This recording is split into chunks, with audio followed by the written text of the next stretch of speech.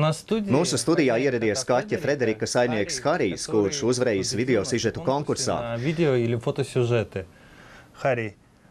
Cik mēģinājumi bija nepieciešami, līdz izdevās uzfilmēt šo video? Vienreiz kamera vienkārši bija pa rokai un sieva man sauc uz virtuvi.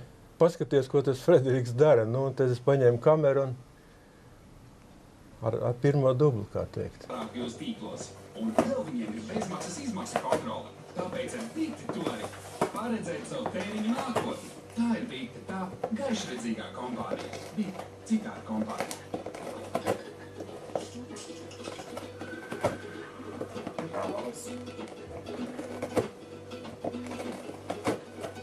Vēl dzējuši. Dabīgi raudzēts. Divreiz mazāk cukura. Šīs vasaras jaunums. Lakīto trāni. Frederika.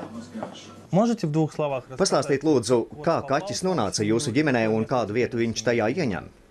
Bija novembra mēnesis, ārā -15 grādi, kaimiņu mājā izvācās viena ģimene. Un pēc tam mēs pēc kādām pāris dienām atradām Frederiku šķūnītī. Tādu maziņu. Tagad viņam jau būs 2 gadi. Nu, vienkārši sirds aizžēlojās. Ja mums iepriekšējais kaķis bija Kristofers Melns. Viņš nodzīvoja 19 gadus, ļoti gudrs runs. Un tā kā viņš nomira, mēs ar sievu teicām, nekad vairāk nevienu. Tā, tas bija liels bēdas. Bet, nu, liktenis lēma atkal. Par uzvaru konkursā saņemiet balvā ģimenes biļeti uz zoodārzu un fotoaparātu ar iespēju filmēt HD kvalitātē. Gaidīsim no jums jaunus videomateriālus arī ar citiem dzīvniekiem. Новых видеосюжетов. Может быть, не только с Фредериком, с другими животными тоже. Paldies! Divas burvīgas spēlētājas tūdaļ pat dosies uz rinda spēles laukumu un noskaidros attiecības. Es būšu pavisam sekošu līdz tam visam. Līgu tā ir dodamies.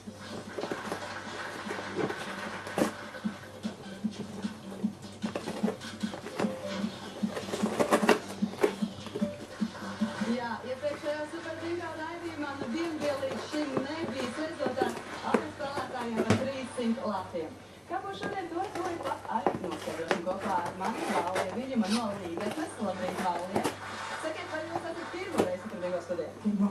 Un kāds sajūtas stāvot pie visas spēles? Ir citām nekā skatīties televizoru, vai ne?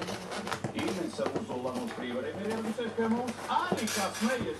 Un, teiksim, pirmo reizi pagājušajā raidījumā Rīsta spēlē ātri spēlētāji.